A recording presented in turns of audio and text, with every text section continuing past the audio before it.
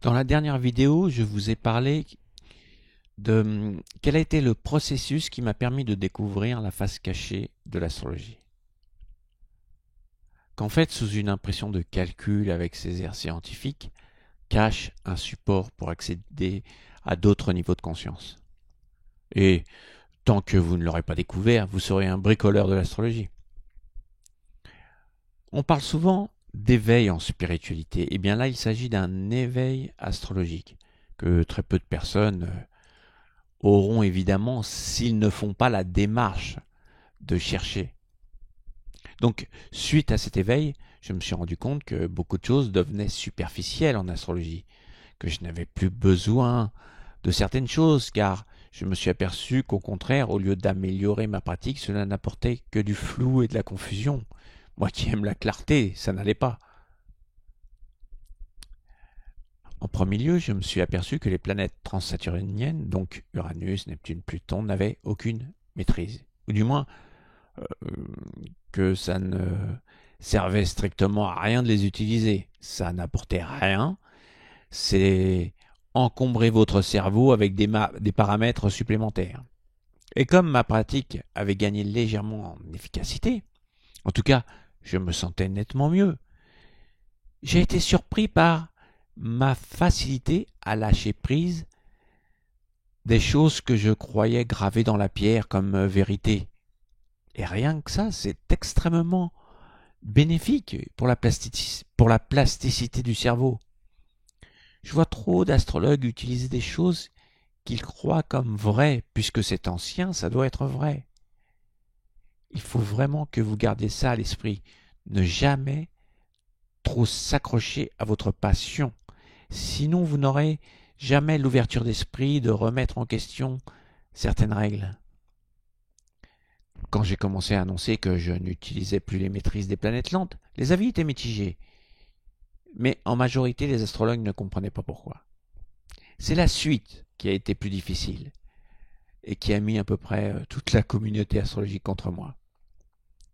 En effet, puisque cela ne m'a posé aucun problème de ne plus utiliser les maîtrises des planètes lentes, j'ai supprimé toutes les maîtrises de ma pratique, absolument toutes. Car en reprenant beaucoup d'anciens thèmes de ma collection, je me suis rendu compte que le peu de correspondances que j'avais étudiées était vraiment le fruit du hasard.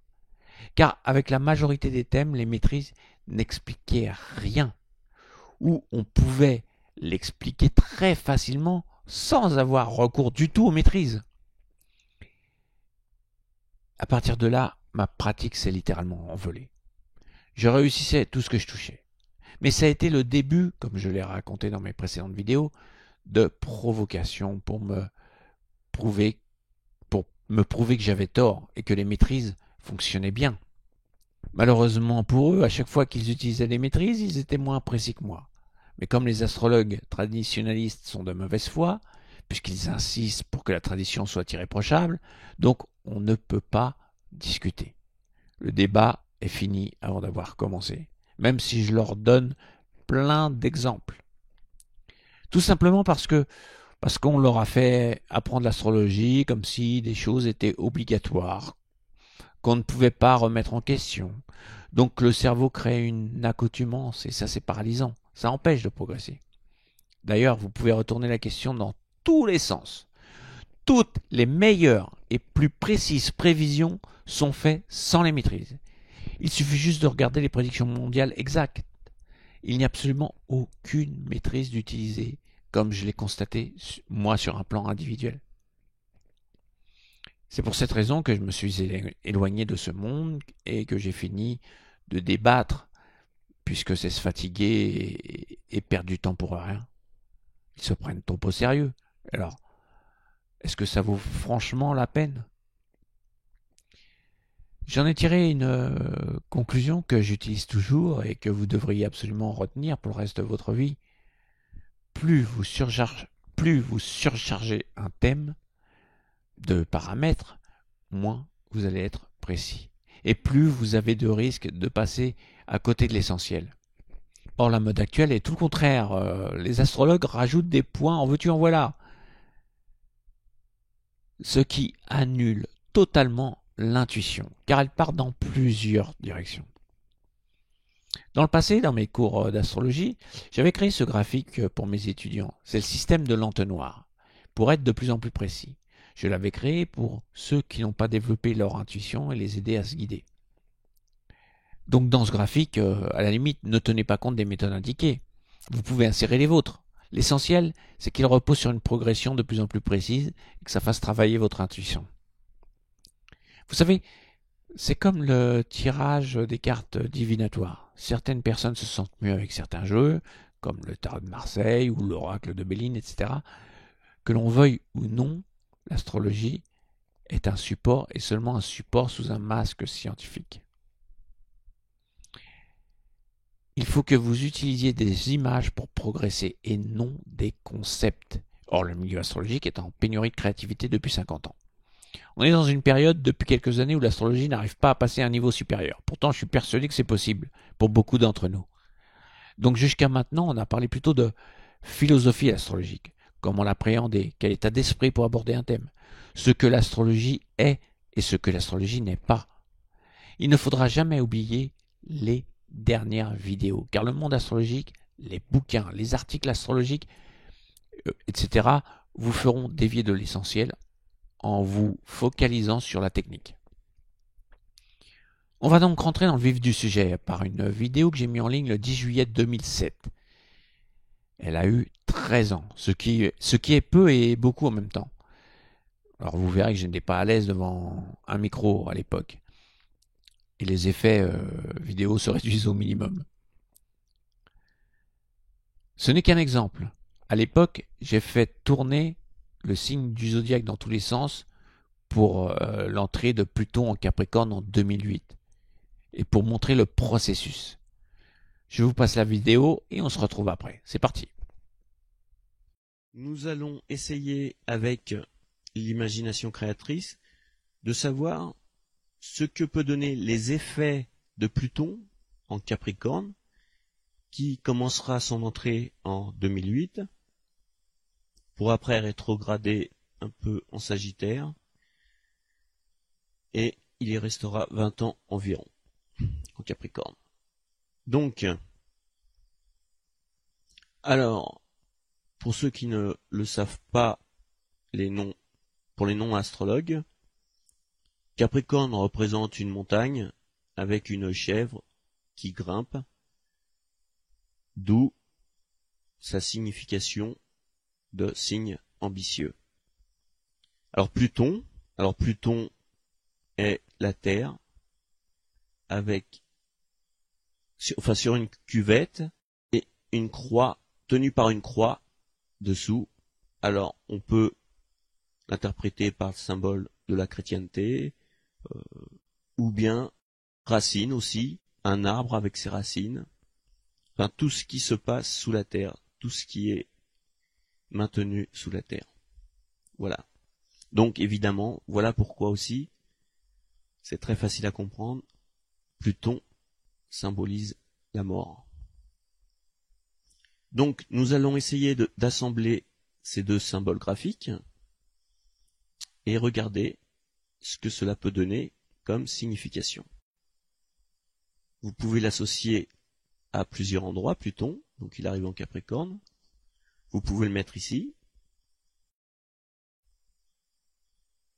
Vous pouvez le mettre au-dessus,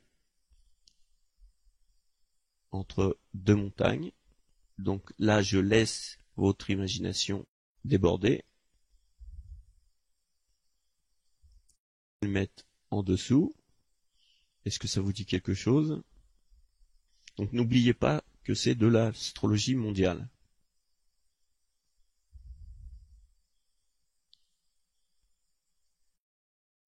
Moi, pendant une séance de relaxation, je vais vous dire ce qui m'est venu comme image, c'est celle-ci.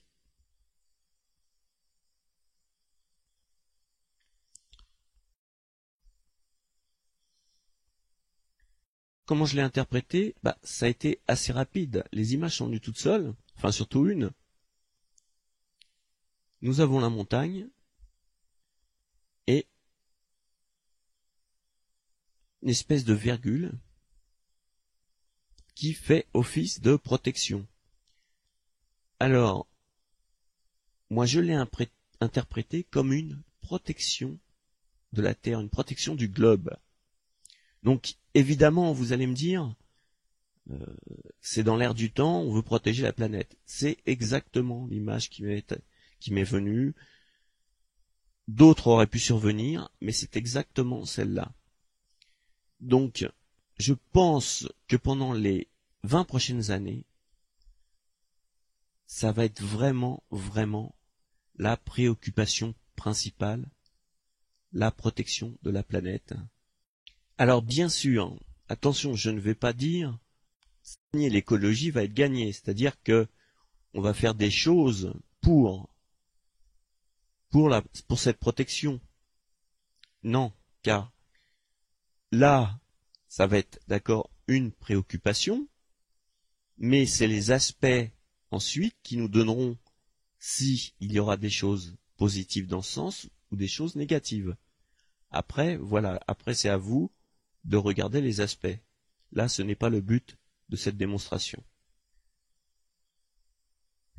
Mais c'est assez flagrant cette position de protection. Alors on peut dire que c'est le cancer qui a un symbole de protection. D'ailleurs, le cancer est le signe en face du Capricorne. Hein. Je vais vous montrer si on procède à une rotation du Capricorne.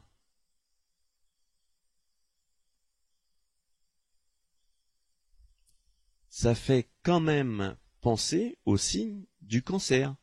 Donc vous voyez, il y a une rotation. Et on peut toujours prendre Pluton.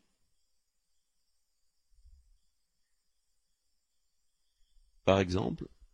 Et nous voyons toujours cette protection de la Terre qui me semble le plus évident en astrologie mondiale. Je ne peux pas dire que j'ai bon espoir pour la planète, mais il y aura sûrement des grosses initiatives pour cette protection. Maintenant, à savoir si tout cela va se concrétiser. Il faut peut-être demander au président George Bush, qui pour l'instant n'est pas du tout dans l'esprit de Pluton en Capricorne, ou alors en très mauvais aspect, mais ça on le verra par la suite. À bientôt, au revoir. Voilà, c'est fini. Je vais vite vous résumer la base de toute l'étude de l'astrologie, et retenez ça par cœur à chaque fois que vous regardez un thème. Le ciel reflète des scènes de la vie quotidienne. Je répète, le ciel reflète des scènes de la vie quotidienne, je peux rajouter en images, comme n'importe quel jeu de cartes divinatoire. Cette règle, qui est aussi vieille que la découverte de l'astrologie, puisqu'on a projeté des choses et des animaux terrestres dans le ciel, c'est donc des symboles pour nous aider à nous représenter d'autres scènes. C'est pour cette raison qu'il faut éviter d'utiliser des artifices comme les maîtrises, car vous diminuez cette création de scènes en images. Ça devient plus complexe. L'objectif est de faire travailler davantage l'hémisphère droit, celui de la reconnaissance de forme, et de trouver facilement la correspondance entre le haut, le ciel, et la terre, vous. Voilà pourquoi toutes les astrologies fonctionnent avec d'autres symboles ou d'autres zodiaques, puisque l'astrologie est culturelle, l'astrologie est subjective.